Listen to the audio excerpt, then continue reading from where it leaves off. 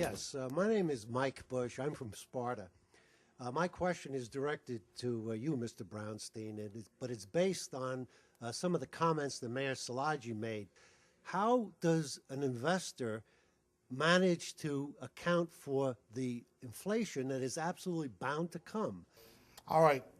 So as a financial planner, I can only react to the market environments. I can't predict. I can't even. It's really unfair for you as an investor for me to try to use a crystal ball and say this is where we're going in 3, 4, or 6 months. So all I can really suggest is prudent diversification. You want to really make sure that your stocks and bonds, your mix, alternative investments are within your risk tolerances. You should have some sort of a risk tolerance test so you know where your baseline is. That's very important. As far as how the markets react with inflation, there is no real answer to that. It's just really let's wait and see what happens because, again, we can't predict. We can just react. I've heard people talk about things like buying gold, buying commodities, these sorts of things. Does this make sense in this environment? As a matter of fact, that's a great comment. The gold, the commodities. What you don't want to do is chase the hot investment, gold, oil when oil was hot, the dot-coms when they were hot. You don't want to do that.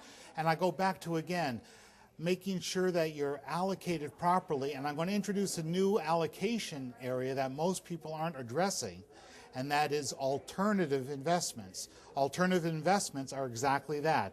Your gold, oil, commodity futures, privately owned, publicly traded real estate, those kinds of areas, because people don't have that kind of diversification where the market moves with stocks and bonds. It's not correlated with the alternative investments. So you may want to expose yourself to 15, 20, maybe even slightly more in your portfolio. My advice and what I hear from professionals that I use to manage some of my accounts is that you should stay well diversified. I do agree that I think down the road, in the not too distant future, we're going to see inflation. I think you've seen a lot of prices rising in the energy sector, although there's been deflation in other areas. I do agree that I think inflation is coming. And I think well-diversified portfolio is one way to do it.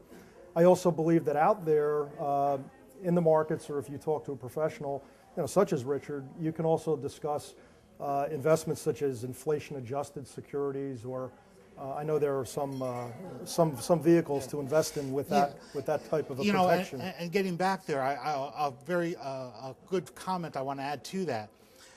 There are new designed structures of investments. They're called structured investments, where no matter what the market is doing, it has the opportunity as a benefit to grow at a 5, 6, 7% simple or compounded rate, no matter what the market does. So that means, and goes back to the philosophical question that we spoke of earlier, you don't retire to the lump sum, you retire to the income stream. And if you can use some of these alternative investments to secure and guarantee your income stream, that's going to allow you to do the two things that are critical: outpace inflation and minimize taxes.